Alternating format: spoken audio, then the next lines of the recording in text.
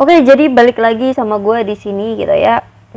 Gue bakalan membahas lagi tentang KPU gitu ya. Jadi polanya KPU, terus pengetahuan kuantitatif, lalu penalaran matematika kayak gitu ya. Jadi langsung saja ke soal nomor 6 di part 2 kali ini. Hana tulisin. Nah, di soal nomor 6 ini gitu ya kan. Baca dulu. Tanaman hias yang ditempatkan di dalam ruangan diketahui dapat meningkatkan kualitas udara dengan menyerap beberapa polutan. Akan tetapi, beberapa tanaman tertentu dapat menjadi racun bagi hewan peliharaan gitu ya. Jadi dia memiliki efek ya terhadap ruangannya, jadi polusinya itu jadi berkurang, tapi juga memiliki efek yang negatif terhadap peliharaan gitu ya untuk tanaman tertentu gitu. Jadi yang ditanyakan adalah yang pasti salah, ingat gitu ya. Dapat meningkatkan kualitas udara, ini betul gitu ya, nggak kecoret. Ini meningkatkan, ini betul. Beberapa tanaman dapat menjadi racun, ini betul. Nah, ini tanaman hias tidak memiliki efek, nah ini yang salah gitu, karena udah jelas tanaman hias itu memiliki efek baik bagi ruangan sebagai efek positif, begitu pula terhadap hewan sebagai efek negatif gitu ya. Lanjut di nomor 7. Minuman teh hijau diketahui mengandung antioksidan yang dapat memberikan berbagai manfaat kesehatan ya kan. Termaksud meningkatkan metabolisme dan membantu penurunan berat badan gitu ya. Lanjut. Namun konsumsi teh hijau berlebihan dapat menyebabkan efek samping. Ya kan? Intinya berlebihan aja efek sampingnya bakalan negatif gitu kan. Yang pasti salah, dapat membantu penurunan berat badan, iya membantu ya. Berlebihan tidak dapat, nah ini tidak dapat, udah yang pasti tidak dapat menyebabkan efek samping enggak. Antioksidan tadi ini benar, yang ini tidak mempengaruhi metabolisme. Yang D ini benar ya, benar, salah ya. Maksudnya benar untuk pertanyaan ini, tapi ini salah gitu ya kan. Ini juga bisa jadi jawaban ya kan, tidak mempengaruhi metabolisme gitu, mempengaruhi gitu ya, meningkatkan gitu. Meskipun memiliki manfaat, konsumsi teh hijau berlebihan dapat menimbulkan efek samping, ini benar gitu. Yang salah ini nih, 2 ini. Tapi kita pilih yang B gitu ya. Kenapa? Karena di sini ada kata tidak dapat menyebabkan efek samping gitu. Yang ini juga benar sebenarnya. Apalah ini. Lanjut. Nomor 8. Penelitian menunjukkan bahwa paparan terhadap layar perangkat elektronik pada malam hari dapat mengganggu pola tidur dan kesehatan mata. Namun beberapa aplikasi menyediakan filter cahaya biru untuk mengurangi dampak negatif tersebut. Manakah pernyataan berikut yang salah gitu ya? Jadi dia memiliki efek negatif gitu ya kan, cahaya HP gitu. Tapi karena adanya filter yang membantu hal tersebut, itu menjadi berkurang gitu ya efek negatifnya. Oke, dapat mengganggu pola tidur, benar. Ini layar perangkat, benar. Filter tidak memiliki dampak positif. Sebenarnya iya gitu loh. Sebenarnya iya, tapi mengurangi dampak negatif itu menjadi positif gitu ya. Paham nggak sih? Paham ya maksud gue ya. Paparan yang paling bagus itu apa? Nggak main HP pas mau tidur gitu loh. Jadi filter cahaya biru itu membantu mengurangi efek negatif gitu, kayak apa ya, sel kanker lah gitu ya. Kita nggak bisa benar-benar membunuh sel kanker, tapi bisa mengurangi gitu ya. Paham kan? Paparan layar perangkat elektronik tidak mempengaruhi kesehatan mata. Paparan layar perangkat elektronik tidak mempengaruhi kesehatan mata. Mempengaruhi, ini juga salah gitu loh. Benar untuk pertanyaannya, tapi salah. Beberapa aplikasi menyediakan filter cahaya biru, benar. Meskipun memiliki efek cahaya biru menggunakan layar perangkat elektronik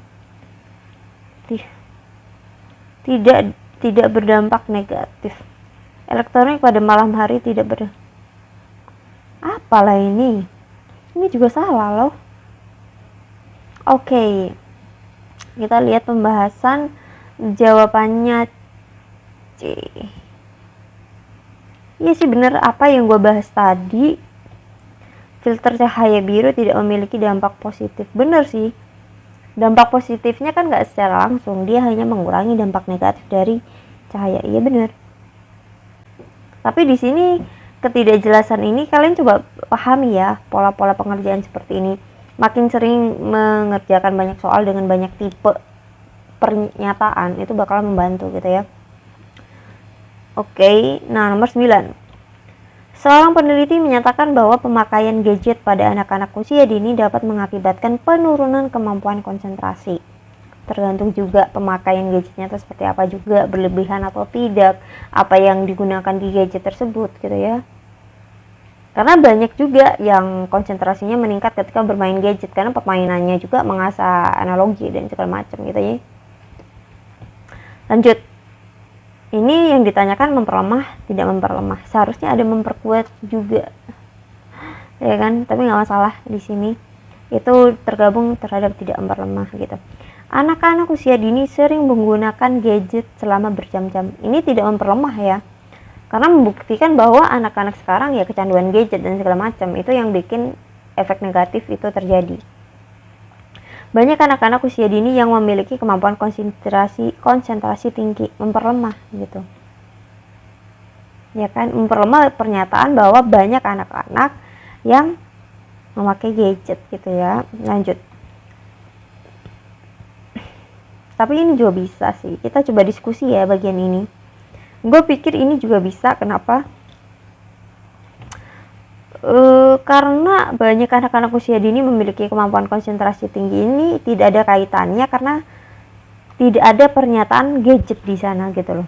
Dia hanya menyatakan bahwa anak-anak usia dini memiliki konsentrasi tinggi gitu. Tapi berhubung dengan ini, kita harus memikirkannya itu berhubungan dengan gadget. Nah, menurut kalian bagaimana ya?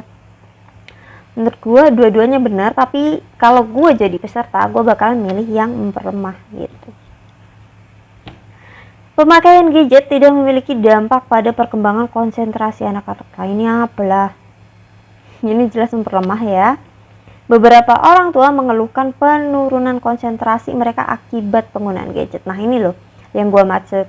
Gadget itu disebutkan dalam pernyataan-pernyataan ini gitu kan. Gadget gitu. Makanya kita bisa langsung milih, oh ini tidak memperlemah, oh ini memperlemah, ini tidak memperlemah kayak gitu. Karena gadget disebutkan. Nah, untuk yang pernyataan kedua ini, itu tidak disebutkan gadget. Kita memperkira-kira saja bahwa pernyataan ini, seluruh soal ini adalah persoalan tentang gadget gitu. Jadi otomatis ini menyinggung gadget gitu ya kan. Padahal tidak disebutkan pada pernyataan kedua. Itu yang bikin bingung gitu ya. Aman? Aman. Seorang petani memiliki kebun jeruk yang luas karena musim panen yang melimpah. Petani tersebut memutuskan untuk membuka warung jus jeruk di dekat kebunnya.